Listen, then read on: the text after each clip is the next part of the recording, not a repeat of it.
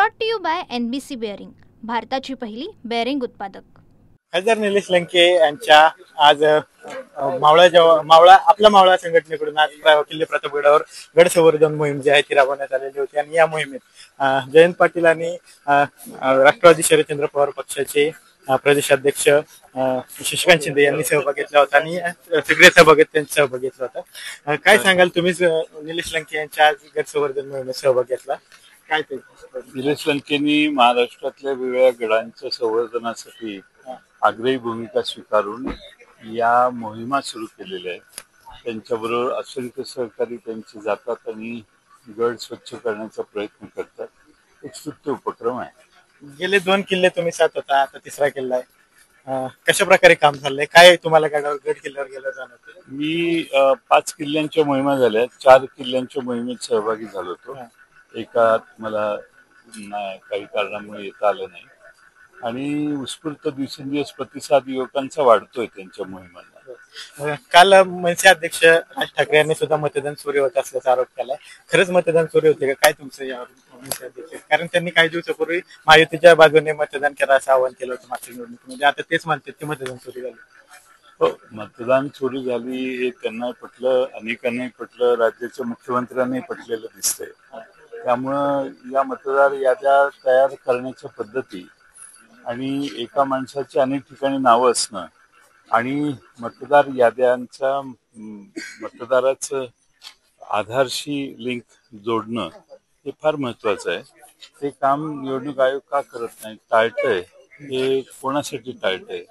यामुळे देशामध्ये निवडणूक आयोगाबद्दल शंका आहे. सत्तारूढ पक्षाकडे अंगुली निर्देशन सगळे करायला लागले. त्यांचं आणि आयोगाचं एकत्रीकरण झाले असा एक समज भारतात पसरलेला आहे. काल खासदार सुप्रिया सुळे यांनी भाषणादरम्यान म्हणलं होतं की मी मटण खाल्लेलं माझ्या पांडुरंगाला चाललं, आम्ही आमच्या पैशाने खातो, सरकारला काय याचं पडलंय? त्यावर फडणवीस यांनी प्रतिक्रिया दिली की आता याला उत्तर वारकरी संप्रदाय. मी सुप्रियाताई काय बोलल्या हे मी पाहिलं नाही आणि ऐकलंही नाही. माझ्याकडे ते माहिती आलेली नाही. ती माहिती घेऊन आणि मी त्याच्यावर बोलतो. सुप्रियाताई असं सुद्धा काल म्हणलं की वेळ मागून सुद्धा मुख्यमंत्री वेळ देत नाहीयेत, पण आमची कामं आता मुंबईतून होत आहेत. म्हणजे त्यांनी काल परवा अमित शहा यांच्यासोबत भेट घेतली होती, यावर ते बोलले. पण यावर फडणवीस यांनी टोला लागवले की त्या दिल्लीच्याच आहेत, त्या दिल्लीच्याच आहेत असंच फडणवीस म्हणले. ते खासदार आहेत त्यामुळे त्या दिल्लीमध्ये देखील त्यांचं निश्चितपणाने लोकांशी फार चांगला संपर्क आहे. पण महाराष्ट्रातनं गेलेले आहेत त्यामुळे ते महाराष्ट्राचे आहेत. खरं तर काही महिन्यांपासून शांत झालेलं जरांगेंचं आंदोलन पुन्हा एकदा सुरू होते. 27 तारखेला ते मुंबईच्या दिशेने निघत आहेत. 29 ऑगस्टला ते मुंबईमध्ये पोहोचणार आहे. अजूनही त्यांची मागणी की आरक्षण हे ओबीसीतूनच दिलं गेलं पाहिजे. अजूनही हा तिढा सुटलेला दिसत नाही. कशा प्रकारे हा तिढा सोडवला गेला पाहिजे बघू. आता सरकार त्याच्यावर काय भूमिका घेते हे बघू आपण.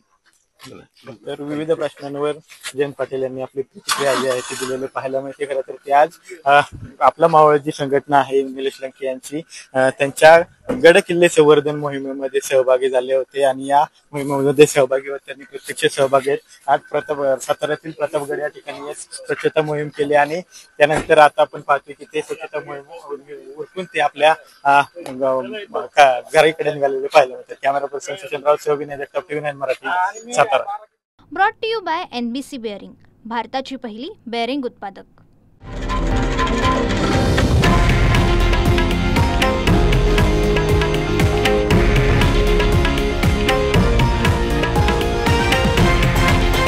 हे आहे देशातील नंबर 1 न्यूज नेटवर्क आणि आपण पाहत आहात TV9 मराठी, एकमेव.